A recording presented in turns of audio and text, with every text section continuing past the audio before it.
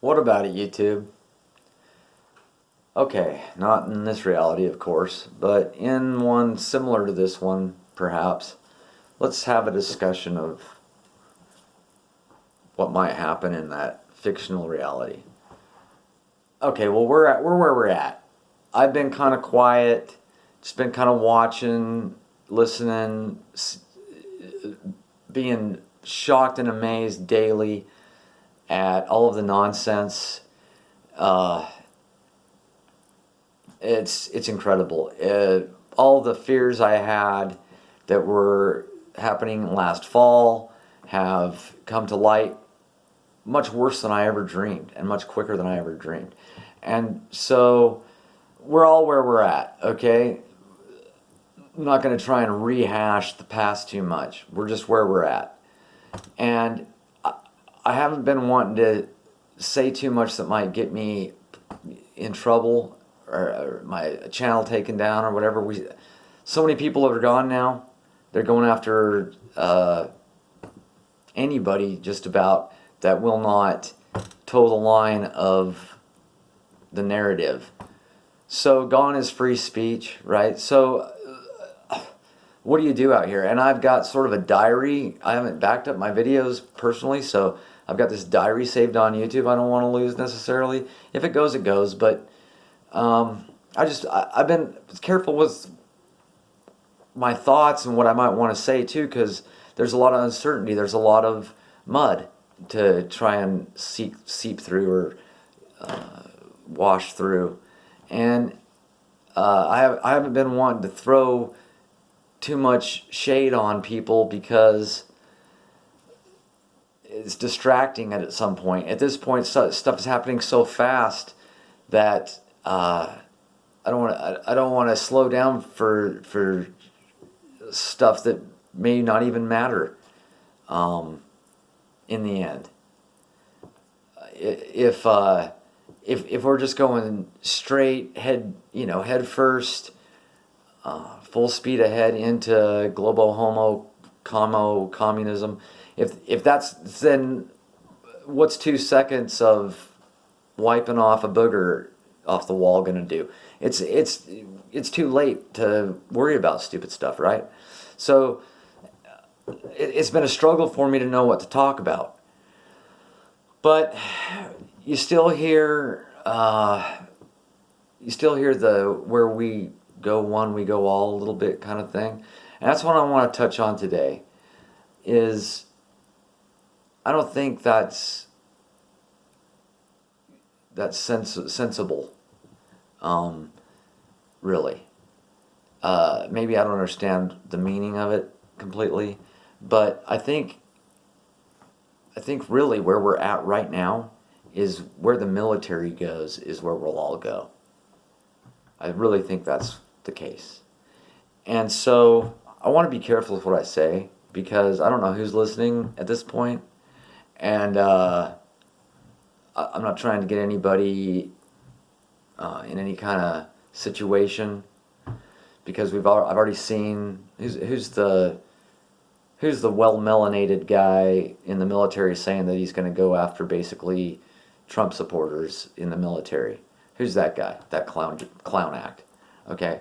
Well, it's his kind of idiot people that I don't want to stir up too much. Because let me tell you something, if you are listening, Toby, if you are listening, it's not going to be easy, brah. It's not going to go easy. And it's not going to go easy for you. And for all of you who are corrupt, for all of you who have sold out, for all of you that would backstab this country after we spent years and decades of fighting communism, for better or for worse, whether it was propaganda at the time, whatever, the idea is that America is special, America has values that we're going to protect, and we're not going to accept communist values. That's not us. And we fought overseas to keep it away from here and to keep it out of other places, right? Again, for better or for worse, I'm not trying to go back and solve all the problems of propaganda and nonsense of the past. I'm just saying that if you signed up for the military in the 50s, in the 60s, in the 70s, in the 80s. You signed up with the idea that communism was the enemy. And you would fight and die with that attitude. And you might even have "kill a commie for mommy" scribbled into your helmet.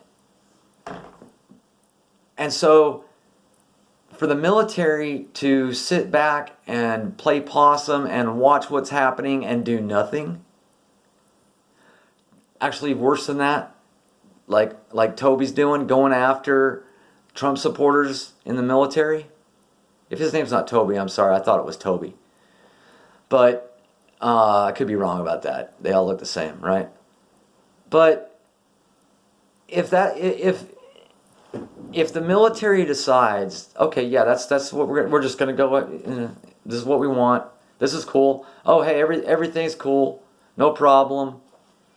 Oh, you're a Trump supporter? Yeah, we're gonna come disarm you now because executive orders. Yeah. If they decide that, I'm sorry. There wouldn't be much chance. All right, and maybe that's what Toby and his crew is hoping for. But Toby's got a problem.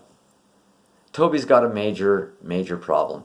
Because they may have the hearts and the minds of the fairies and the freaks and the weirdos wearing high heels and lipstick in the lower ranks. They might have those guys. And they might have those guys willing to go and disarm the American people and just take a great big dump all over the Constitution for one last time as they flush it all down the toilet. That might be feasible for them. But what they don't have is the guys that actually know what they're doing. They don't have SOCOM. They don't. I live in the backyard of Fort Bragg. I talk to enough people at the grocery store randomly. They have homes in the county. I see them everywhere. I talk to them. And one of the first things out of my mouth is, I can't believe that our military hasn't been a backstop or a firewall to this communism. And I'm not going to tell you who and what I've heard exactly back from these guys, but I will tell Toby one thing. He has got another thing coming. Because these guys are not down with it. They're not. They are absolutely not down with it. And how it proceeds from here, we'll see. But if something does pop off, I want everyone out here who loves God and loves this country, who is a true patriot, loves the Constitution, loves law and order, is fired up against corruption, is fired up against the devil and what's going on right now. I want to tell all of you that you have the badasses on your side. You have the badasses on your side. Yes, you do. And they'll join you in whatever scenario goes forward. They're not coming to disarm you.